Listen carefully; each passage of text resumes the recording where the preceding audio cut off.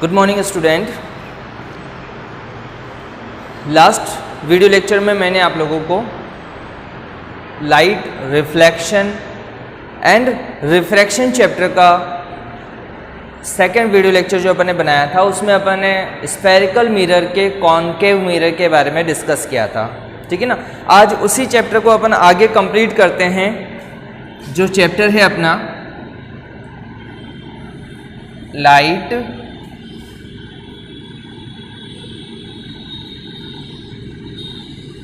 Reflection and refraction, इसी chapter को अपन आगे कंप्लीट कर रहे हैं। आज अपना थर्ड वीडियो लेक्चर है। आज अपन बात करने वाले हैं स्टूडेंट्स कॉन्वेक्स मिरर के बारे में। देखिए स्टूडेंट्स, लास्ट जो वीडियो लेक्चर था उस वीडियो लेक्चर में अपन ने स्फेरिकल मिरर के कॉनकेव मिरर के बारे में अपन ने डिस्कस किया था, ठीक है ना स्टूडेंट्स। चलिए सबसे पहले मैं आप लोगों को कॉन्वेक्स मिरर का डायग्राम बनाता हूं यहां पर। जैसे ये इस तरह से, ये एक कर्व शेप के अंदर, क्योंकि ये स्फेरिकल मिरर है तो कर्व शेप के अंदर होना चाहिए, ठीक है। और ये वाला जो पार्ट है, अंदर वाला पार्ट, ये पार्ट स्टूडेंट कोटेड सरफेस होती है। ये सरफेस कोटेड सरफेस कहलाती है। और ये वाली जो सरफेस होती है, इस सरफेस को अपन बोलते हैं रिफ्लेक्टेड सरफेस, ठीक है स्टूडेंट। कॉनकेव मिरर के अंदर जस्ट इसके अपोजिट था, और कॉन्वेक्स मिरर में इस तरह से अरेंजमेंट होता है कि बाहर वाली जो सरफेस होती है वो रिफ्लेक्टेड सरफेस है, और अंदर वाली जो सरफेस है स्टूडेंट्स वो कौन सी है, आपके कोटेड सरफेस होती है, ठीक है। लाइट का रिफ्लेक्शन इस सरफेस से होगा। स्टूडेंट्स हमेशा अपन क्या करते हैं, हमेशा लेफ्ट साइड में रिफ्लेक्टिंग सरफेस बनाते हैं। हमेशा लेफ्ट साइड के अंदर ही रिफ्लेक्टिंग सरफेस बनाते हैं, और ऑब्जेक्ट भी जो है वो भी हमेशा लेफ्ट साइड में ही रखा जाता है कॉनकेव या कॉन्वेक्स मिरर के अंदर, जब अपन स्फेरिकल मिरर की बात करते हैं उस टाइम पर, ठीक है स्टूडेंट्स। चलिए अपन देखते हैं यहाँ पर सबसे पहला, जैसे अगर मान लीजिए अपन ये कहते हैं कि यहाँ पर अपने पास ये एक स्फेयर है, डॉट डॉट करके मैं यहाँ पर एक स्फेयर को कंप्लीट कर रहा हूँ, क्योंकि स्फेरिकल मिरर का मीन्स अपन ने समझा था कि spherical mirror is a hollow glass mirror, जिसके अंदर क्या होता है, one side converted bye coated surface and one side जो होती है उससे अपन क्या कर देते हैं, रिफ्लेक्टेड सरफेस के अंदर कन्वर्ट कर देते हैं, ठीक है स्टूडेंट्स। जैसे आप लोग देख रहे हो कि यहाँ पर जो स्फेरिकल बन रहा है वो कुछ इस तरह से बन रहा है।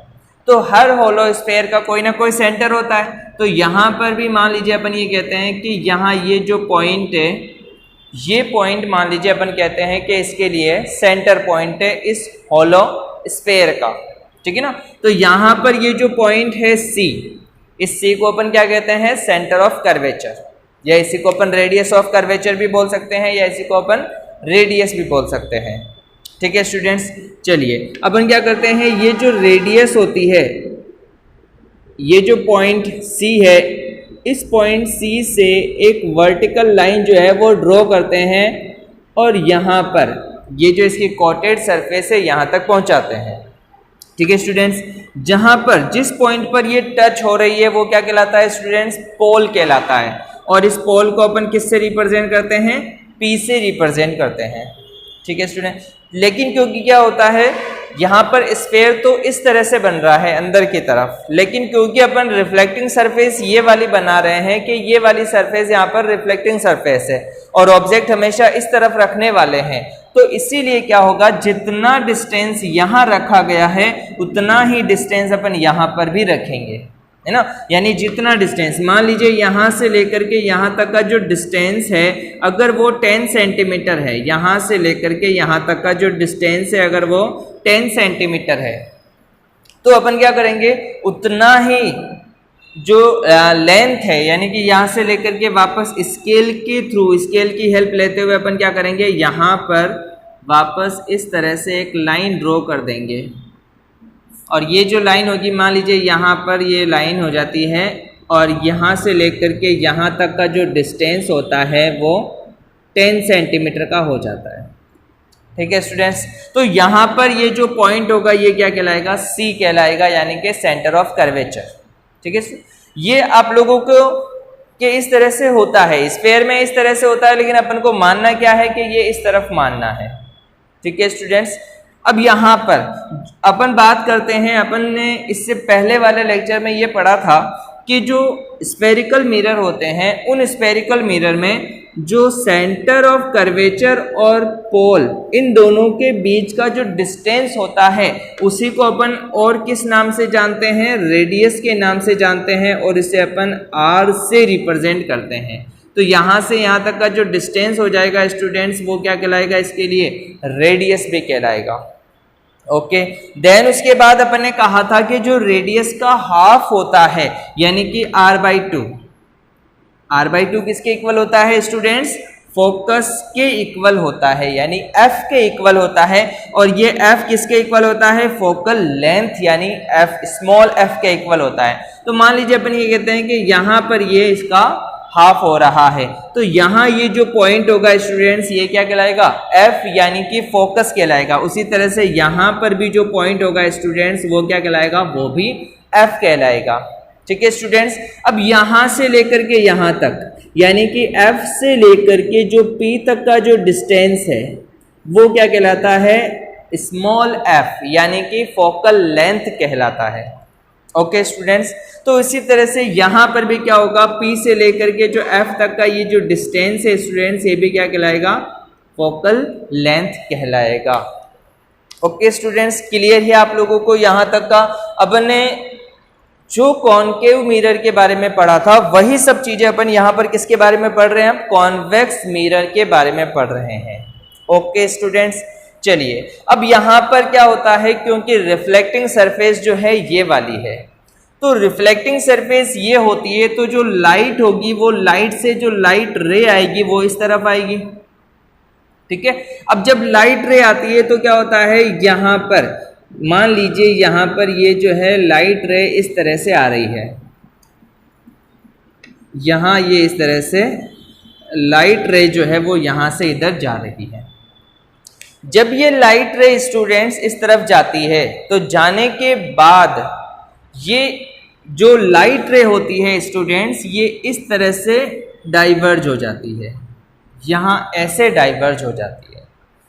ठीक है ना, तो यहाँ पर क्योंकि ये लाइट रे जो कि पैरेलल टू प्रिंसिपल एक्सिस थी, ये वाली एक्सिस क्या कहलाती है, प्रिंसिपल एक्सिस कहलाती है। तो अगर कोई लाइट रे प्रिंसिपल एक्सिस के पैरेलल आ रही है और after incident of reflecting surface it diverge, अगर ये डाइवर्ज हो जाती है तो ऐसा मिरर क्या कहलाता है, कॉन्वेक्स मिरर कहलाता है। और क्योंकि ये लाइट को क्या कर रहा है, डाइवर्ज कर रहा है, इसीलिए इसको एक और नाम से भी जानते हैं और इसे कहते हैं अपन diverging mirror, diverging mirror. Students, इससे पहले अपन ने कॉनकेव मिरर को कन्वर्जिंग मिरर का भी नाम दिया था, इसी तरह से यहाँ पर कॉन्वेक्स मिरर को डाइवर्जिंग मिरर भी कह रहे हैं, क्योंकि ये क्या कर रहा है, डाइवर्ज कर रहा है। जो लाइट रे आ रही थी उस लाइट रे को इसने क्या कर दिया, डाइवर्ज कर दिया, बिखेर दिया, फैला दिया। ठीक है ना, तो इसीलिए ये क्या कहलाता है, डाइवर्जिंग मिरर कहलाता है।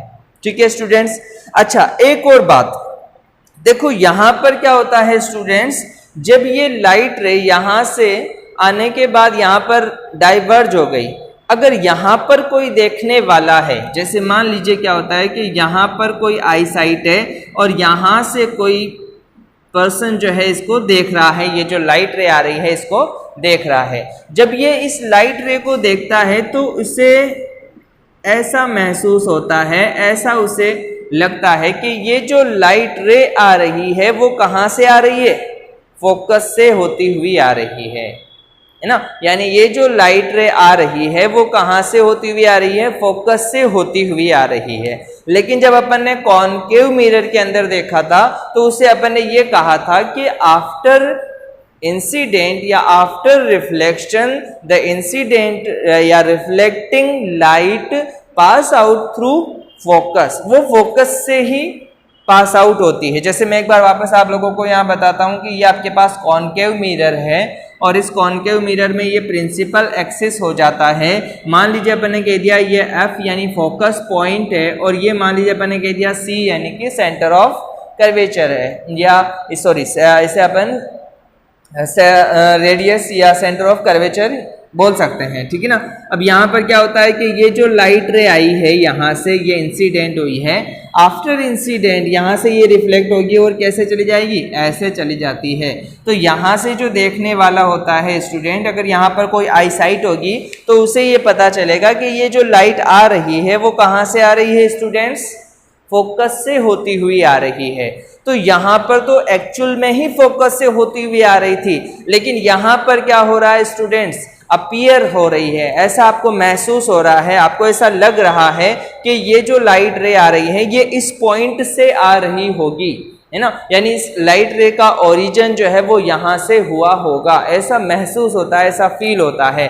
तो इसीलिए अपन यहाँ पर वर्ड यूज में लेते हैं अपीयर्स और यहाँ पर अपन ये कहते हैं कि एक्चुअल में, एक्चुअल वर्ड यहाँ पर यूज में लेते हैं इसके लिए। ओके स्टूडेंट्स, तो अपन ने यहाँ पर बात की कॉन्वेक्स मिरर के लिए। तो देखो कॉन्वेक्स मिरर हो चाहे कॉनकेव मिरर हो, इन दोनों मिरर के लिए जो बेसिक टर्म्स होती है वो सेम होती है। जैसे अगर अपन बात करें सी के लिए, तो जो यहाँ पर सेंटर ऑफ कर्वेचर कहलाता है वही यहाँ पर भी सेंटर ऑफ कर्वेचर कहलाता है। जब यहाँ पर P जो है वो पोल है तो इसी तरह से यहाँ पर जो P होगा स्टूडेंट्स वो भी क्या कहलाएगा, पोल कहलाएगा। इसी तरह से यहाँ पर कैपिटल F को फोकस पॉइंट या फोकस पॉइंट को एक और नाम प्रिंसिपल फोकस भी कहते हैं, से जानते हैं। तो यहाँ पर भी जो फोकस होगा इसे अपन फोकस पॉइंट या प्रिंसिपल फोकस कह सकते हैं स्टूडेंट्स। यहाँ पर जो डिस्टेंस होगा CP का उसे अपन रेडियस के नाम से जानते हैं। तो यहाँ पर भी जो CP का डिस्टेंस होगा स्टूडेंट्स वो रेडियस कहलाएगा। एक्चुअल में डिफरेंस ओनली इतना होता है कि कॉन्वेक्स मिरर और कॉनकेव मिरर के अंदर के कॉन्वेक्स मिरर जो होता है वो कन्वर्जिंग मिरर कहलाता है, यानी कि लाइट को एक जगह पर कन्वर्ज कर देता है, एक जगह इकट्ठा कर देता है। लेकिन जो आपका कॉन्वेक्स मिरर होता है वो क्या करता है, लाइट को डाइवर्ज कर देता है। एक तो ये डिफरेंस जनरली हो जाता है और एक डिफरेंस इनके फोकस पॉइंट में डिफरेंस हो जाता है, या इनका जो फोकस होता है उसकी डिफाइन में थोड़ा सा डिफरेंस हो जाता है। देखो स्टूडेंट्स, आपको डिफाइन भी जो है रटने की रिक्वायरमेंट नहीं है, आप लोग उसे क्या कर सकते हो, इस डायग्राम के थ्रू इसे लर्न कर सकते हो। जैसे आप लोगों ने यहाँ पर ये देख रहे हो, जैसे इस डायग्राम की अगर अपन बात करते हैं कॉन्वेक्स मिरर के अंदर, तो यहाँ पर अपन ये कहते हैं कि अगर कोई प्रिंसिपल एक्सिस के पैरेलल कोई लाइट रे आ रही है ना, तो अपन यहाँ पर ये कह सकते हैं when a light ray pass parallel to principal axis fall on a convex mirror, है ना, after incident it reflect and diverge, है ना, and this appears from origin from focus. ऐसा महसूस होता है कि वो यहाँ से ओरिजिन हो रही है। लेकिन जब अपन यहाँ पर बात करते हैं तो अपन यहाँ पर ये कहते हैं कि when a light ray parallel to principal axis incident of a concave mirror after reflection it pass through from focus. अब यहाँ पर आपने क्या किया, अपीयर्स जो है वर्ड यूज में नहीं लिया है, यहाँ पर अपीयर्स वर्ड यूज में लिया। बस ये बिल्कुल माइनर सा डिफरेंस है इन दोनों की जो डिफाइन है इसके अंदर, लेकिन उसी के अंदर क्या होता है कि थोड़ा सा कन्फ्यूज़न होता है स्टूडेंट्स को। इसीलिए जो एग्जामिनर होता है वो आपसे इस टाइप का क्वेश्चन पूछता है कि फोकस डिफाइन कीजिए फॉर कॉनकेव मिरर या कन्वर्जिंग मिरर के लिए, या डाइवर्जिंग मिरर और कॉन्वेक्स मिरर के लिए। चलिए स्टूडेंट्स, अब यहाँ पर अपन थोड़ा सा इनके यूजेस के लिए बात कर लेते हैं, क्योंकि बहुत इंपॉर्टेंट है। बहुत सी बार पूछे जाते हैं कि कॉनकेव मिरर के क्या यूजेस हैं और कॉन्वेक्स मिरर के क्या यूजेस है। बहुत ज़्यादा इंपॉर्टेंट यूजेस होते हैं इनके। चलिए अपन इनके यूजेस के बारे में एक बार बात कर लेते हैं।